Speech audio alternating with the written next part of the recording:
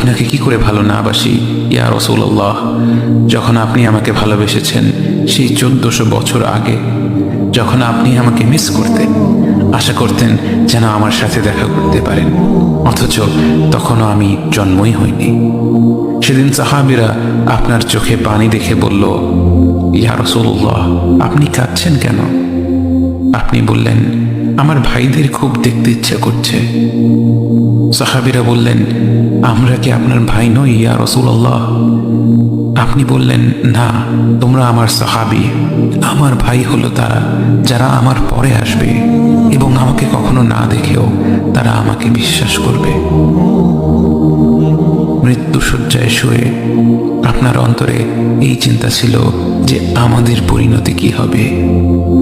উম্মতি উম্মতি বলতে বলতে আপনি আপনার রবের নিকট ফিরে গিয়েছেন।